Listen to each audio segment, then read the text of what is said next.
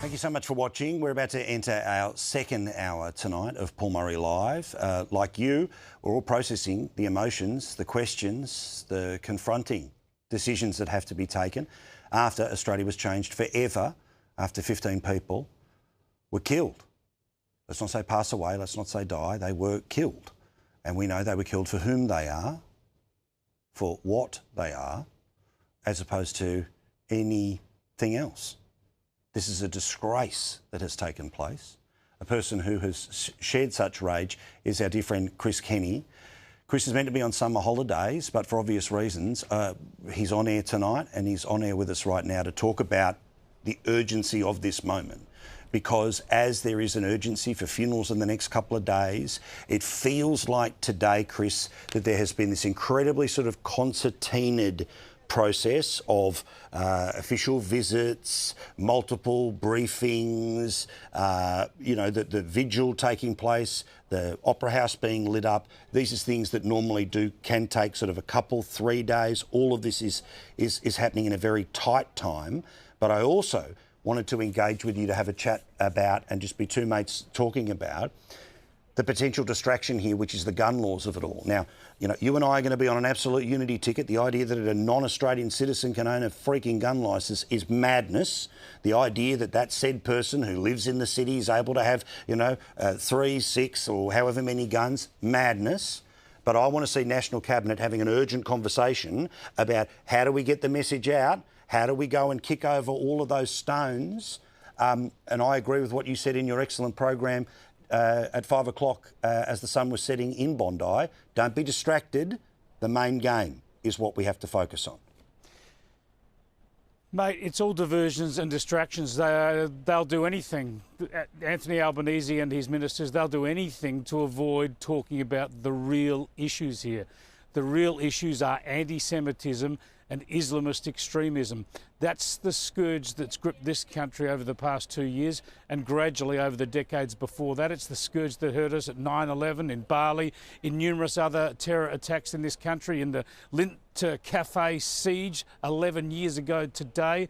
And now we've had what we always wanted to prevent in this country, a mass casualty Islamist terrorist attack, and they're off talking about gun laws, and they light up a menorah on the Opera House. Now quickly whack it up before they can tell anyone about it, otherwise the mob will be down there protesting again, just like they wanted to go down and protest and stop any Jewish Australians going there after October the 7th, 2023. It really is weak. We just saw Tony Burke sneak through here, skulk through here about 20 minutes ago, when there were about 10% of the people who were here compared to late this afternoon. He can say he's been here to pay his respects, and he went off up there in the darkness as people yelled out that he had blood on his hands. Look, this is really, really important. You know this, we all know this, we talk about it on this station all the time. Social cohesion, inclusivity, tolerance, diversity in this country. Yet we allow the Jewish Australians to be persecuted as they have been over the last 2 years, with most of the government-funded media pumping out propaganda against them, treating Zionist as if it's a dirty word, support for a state of Israel being something evil. We've really got to wake up to what's at stake here. A 10-year-old girl shot dead just over there.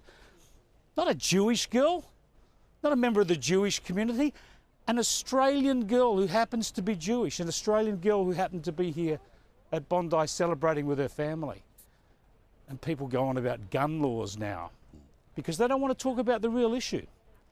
That's why they're looking for the distraction on gun laws. It's actually politically incredibly cynical too, because they know there'll be a right-wing reaction against gun controls. So instead of confronting all the evils of the extreme left over the past 2 years, preaching hatred and river to the sea and death to the IDF, instead of confronting all of that and all the impact that has had on the Jewish community in Australia, instead of confronting their own actions in rewarding terrorism by recognising the non-existent state of Palestine, instead of dealing with any of those critical issues, they'll start a fight over here about gun laws. Well, also, it is really tragic.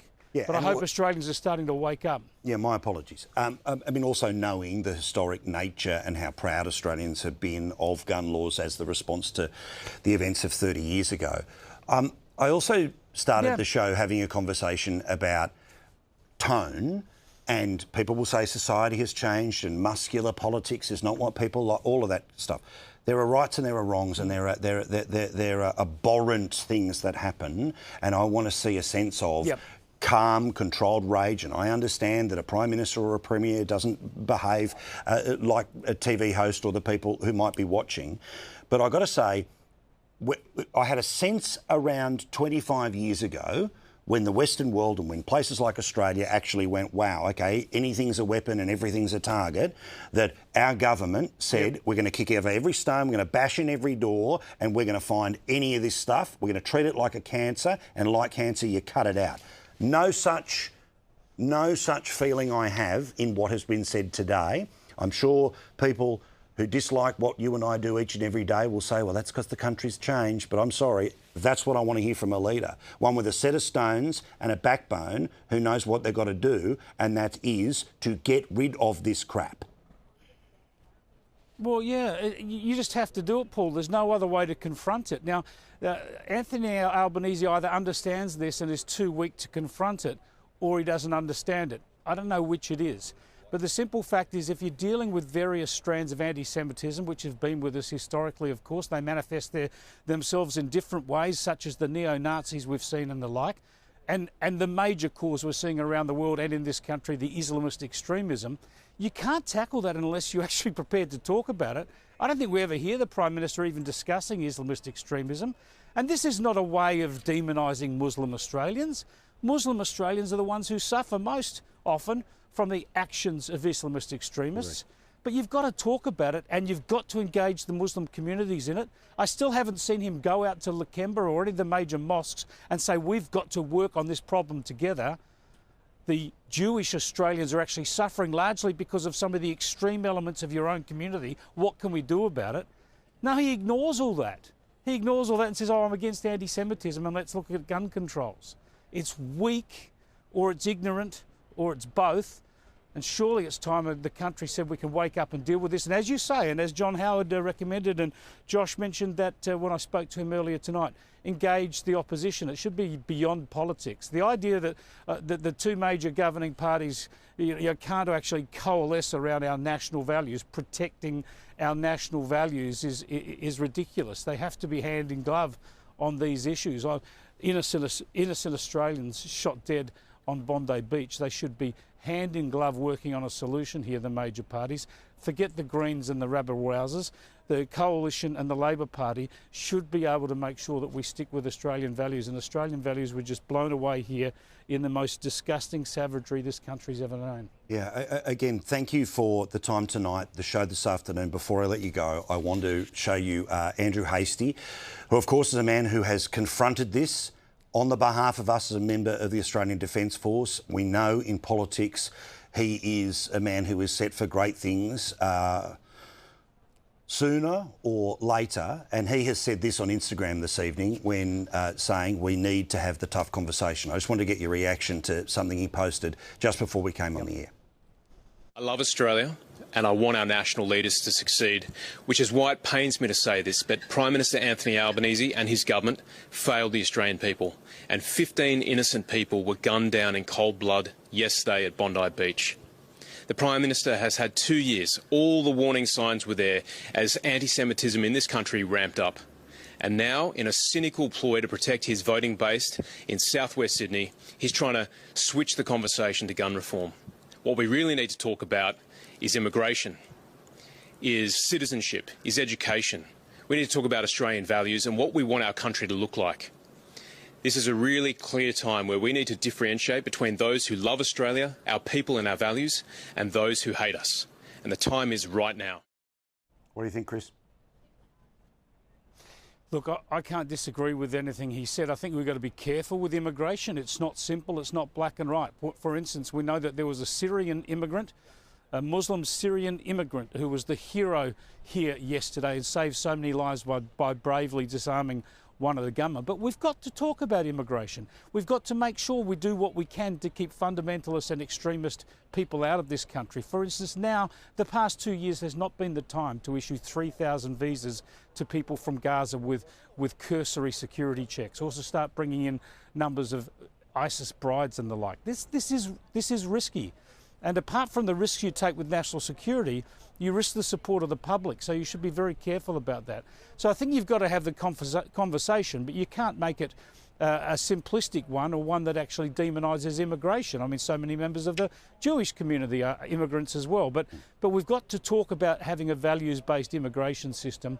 People who come to this country need to subscribe to being Australian and subscribe to Australian values. So I think there's no doubt that Anthony Albanese has failed Australia. I also think there's no doubt that if this terrible attack that we've seen now had occurred under a coalition government, that we would have the ABC and SBS and most of the Canberra press gallery saying this is a failure of national security that will be sheeted home to the federal government. So I don't think it's surprising that coalition people would say this about the Labor government. They should be responsible. I've never seen so many warnings. I've been part of them myself, on air almost every night, and even privately to Anthony Albanese, do something about this. And he's just resolutely failed to do so. So there should be a reckoning over this, but he's got an opportunity. He is Prime Minister. Do something. Do something now. Do something better than putting a menorah on the Opera House and talking about gun laws. Attack the core issue here, which is the anti-Semitism and the Islamist extremism. Well, while we don't have much hope of a change in course, there is the opportunity. And I hope certainly that the opportunity is presented to him. He understands it and he sees it. But of course, you know, there's something quite reflexive at times about him, about the more that he gets pushed in a direction he doesn't want to go. We know what starts to happen. Chris, I'll let you go, mate. Thank you very much. I really do appreciate it. All the best to you and your family. Love you, brother. And thank you for your advocacy on all of this stuff over many a time and your time before joining us here at Sky. But all the best for Christmas, mate. We love you, mate. All the best to the family. Thanks, mate. Love you. He's a good man, isn't he? I love him too. Chris Kenny there at the Bondi Pavilion.